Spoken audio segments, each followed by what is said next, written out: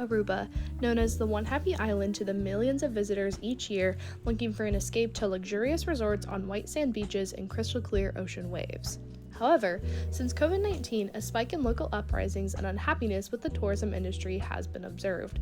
Aruba has had a long history with tourism, beginning in 1947 with the foundation of the Tourism Board and the first cruises docking in Oranjestad. Since this establishment, tourism has grown exponentially and become Aruba's main source of income, seeing over 1.3 million international visitors in 2023 alone. Aruba now relies on the tourism economy, but how do locals feel about this reliance? For our video and research paper, we decided to focus on the locals' response to tourism both before and after COVID.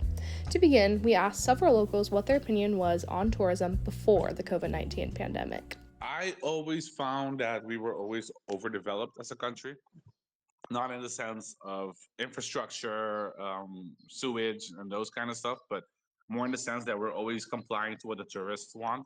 So the tourist sector is like a cash cow, and we've been milking that dry for years already. I would say that I was already like a little bit, I don't know how you say this word in English, pero desilusionada, like I was beginning to lose faith in it just because even before COVID, you can already tell like the effects it was having in like our nature and just all in all, like the way tourists behave. The spread of COVID-19 in 2020 came with a worldwide reduction in tourism and travel. For Aruba, this had a huge impact as tourism makes up 90% of their GDP.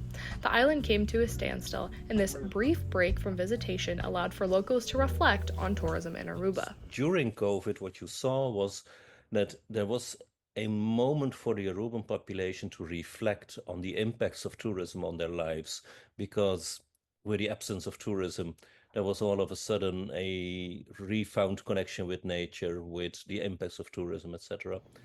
It was a little dreadful and also a very tough time for the community because we are, at the end of the day, it is a community that relies solely on tourism, self-regenerative, and like the quality of the waters. A lot of people did like begin to stand up and be like, oh, okay, like we can do better. After the COVID-19 pandemic, Aruba saw a complete recovery in the tourist industry, with the island actually seeing record numbers of visitors and tourism spending. But how did the pause in tourism during the pandemic affect local opinions on tourism after Aruba opened back up? Ever since the borders reopened, it's only like exponentially grew. Ever since COVID, it almost like the people are coming here with the same mentality as they go to Las Vegas, which is like destruction.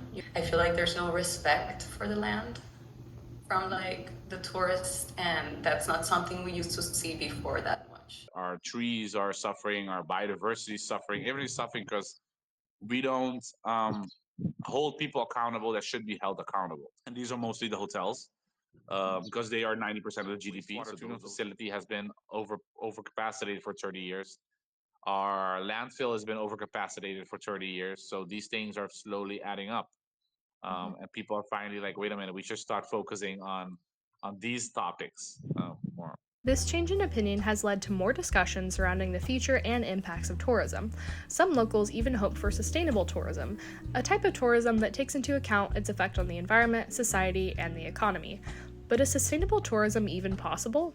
No, multiple reasons. Oil to desalinate water in order to provide water for the pools, the drinking water, flushing toilets. That is in itself not sustainable. The second reason for me to say that is that food derived from water, of course, has the same issue. Food is not locally produced, cannot be locally produced in the size of the island community that we have. Third is energy.